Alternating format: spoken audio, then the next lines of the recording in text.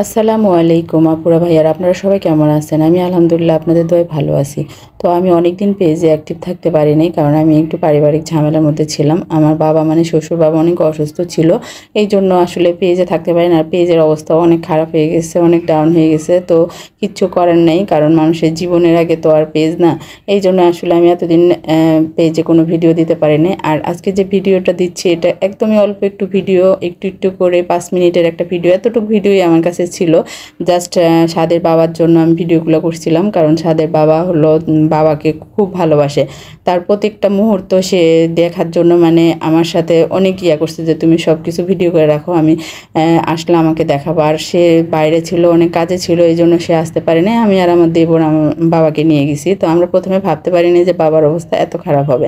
তো চেম্বারে যখন আমরা নিয়ে যাই তখন ডাক্তারের সাথে কথাবার্তা বলতেছে, ভালোই কথাবার্তা বলতে বলতে বাবার অবস্থা অনেক খারাপ হয়ে যায়। তো আমরা ডাক্তারকে বলি যে বাবাকে অ্যাডমিট করে দেওয়ার জন্য। আমরা দুইজনেই সিদ্ধান্ত নিই যে না, বাবাকে হাসপাতালে অ্যাডমিট করে দেবো। তো অ্যাডমিট করার পরে বাবা ভালোই ছিল। রাত্রে 10টার দিকে 11টার দিকে ভালো ছিল। আমার দেবর বাসায় চলে যায়, আমি আর আমার হাজব্যান্ড। তখন সাদের বাবা চলে আসে। সাদের বাবা আর আমি হাসপাতালে থাকি, সবাই চলে যায়। তো যাওয়ার পরে কিছুক্ষণ পরে বাবার শারীরিক অবস্থা এত খারাপ হয়ে যায়, মানে কি বলবো। তখন মানে আমরা দুইজন কি করব বুঝতে পারতেছিলাম না। বাসা সবাইকে ডাকাডাকি, মানে মানুষ যে কি অবস্থা হয় একটা মানুষ মৃত্যুর আগে, বা মানে মৃত্যু আসলে কেমন হয়, আমরা ওই জিনিসটা ফিল করছি। মানে সব কিছু এত তাড়াতাড়ি হয়েছে, মানে আমরা বুঝতে পারিনি। পরে আমরা ওইখান থেকে আমরা অন্য একটা হাসপাতালে নিয়ে আসি, কারণ ওইখানে এরকম একটা আইসিইউর ব্যবস্থা ছিল না। এখানে অন্য একটা হাসপাতালে আইসিইউতে বাবাকে অ্যাডমিট করে দিই। তো হাসপাতালে তখন রাত্রে 1:30 বাজে, সবাই তখন চলে আসে বাবার শারীরিক অবস্থা খারাপ হওয়াতে।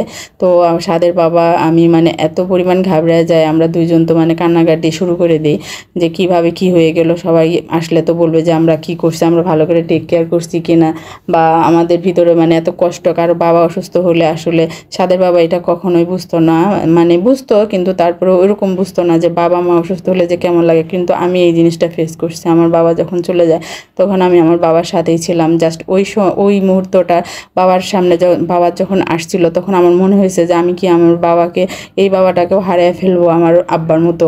তো আমি আল্লাহর কাছে তখন বলছি যে আল্লাহ তুমি আমাকে আর এত কষ্ট দিও না। সাদের বাবা কখনোই সহ্য করতে পারবে না যে তার বাবার কিছু হয়ে যাবে।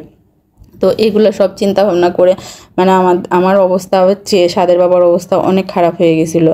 তো আস্তে আস্তে আল্লাহর রহমতে আইসিইউতে দেওয়ার পরে পরের দিন বাবা অসুস্থ হয়ে যায়, আমাদেরকে কেবিনে অ্যাডমিট করে দেয়।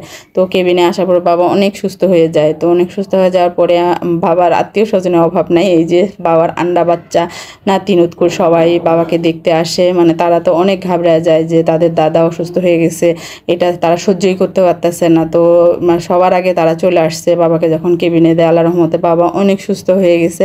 অনেক সুস্থ হওয়ার পরে সবাই আসছে, মানে তার পরিবার, ফ্যামিলি, তার শ্বশুর বাড়ি, মানে আমার নানা শ্বশুর বাড়ি, তার বাবার বাড়ি থেকে সবাই তাকে দেখতে আসছে। কারণ বাবার সবাই বাবাকে পছন্দ করে। বাবা হজ করে এসেছে, তার পাবলিক জামাত করে।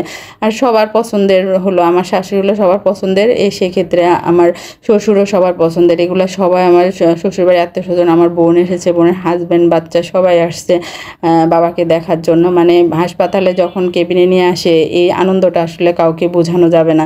আমি তো মুহূর্তের মধ্যে মানে মনে হচ্ছিল যে আমি মনে হয় আমার শ্বশুরকে হারিয়ে ফেলবো।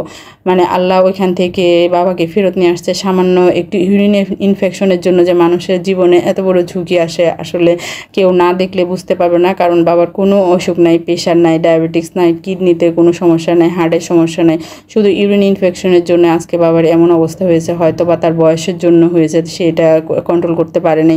আর প্রস্রাবের ইনফেকশনটাও অনেক বেশি হয়েছে। সবাই আমার বাবার জন্য, শ্বশুর বাবার জন্য সবাই দোয়া করবেন, আমার হাজব্যান্ডের জন্য দোয়া করবেন, আর আমার দেবরের জন্য দোয়া করবেন। আমার দেবর, ভাসুর সবাই, মানে শ্বশুরের জন্য অনেক। আমার কোনো ননদ ননাস নাই, কিন্তু ওরা অনেক করে বাবাকে। মানে তার ছেলেরা, তার অনেক কপাল ভালো যে তার ছেলেরা যে তাকে এত ভালোবাসে। বিশেষ করে আমার দেবর, আমার শ্বশুর, আমার শাশুড়িকে এত পরিমাণ টেক কেয়ার করে, মানে বলার বাইরে। আমরা হয়তো বা এরকম সময় দিতে পারি না, আমরা একটু দূরে থাকি, বাইরে থাকি, বাচ্চাদের নিয়ে ব্যস্ত থাকি, কিন্তু ও 24টা ঘন্টা আমার শ্বশুরকে, শাশুড়িকে দেখে রাখে। আলহামদুলিল্লাহ, এরকম ছেলে পাওয়া ভাগ্যের ব্যাপার। কপালে আসলে এরকম ছেলে কারো হয় না। সে অনেক কপাল করে এরকম ছেলে পেয়েছে। যদিও তার কোনো মেয়ে নেই, তারপরেও ছেলেরা মেয়েদের চেয়েও বেশি করে। এখনকার তো মেয়েরাও অত সময় দিতে পারে পারে না বাবা মাদের, কিন্তু ওরা ছেলে হয়ে তার বাবা মাদের যে এত পরিমাণ টেক কেয়ার করে, এটা আসলে কপাল গুণে পাওয়া যায় এরকম ভাগ্য। তো সবাই বাবার জন্য দোয়া করবেন, বাবা যেন আরও অনেক দিন আমাদের সাথে থাকতে পারে। আজকে এই পর্যন্তই, বাবাকে নিয়ে আমরা এখন বাসায় চলে আসছি। আলহামদুলিল্লাহ বাবা অনেক ভালো আছে। আজকে এই পর্যন্ত, আমাদের জন্য দোয়া করুন, বাচ্চাদের জন্য দোয়া করবেন। আল্লাহ হাফেজ।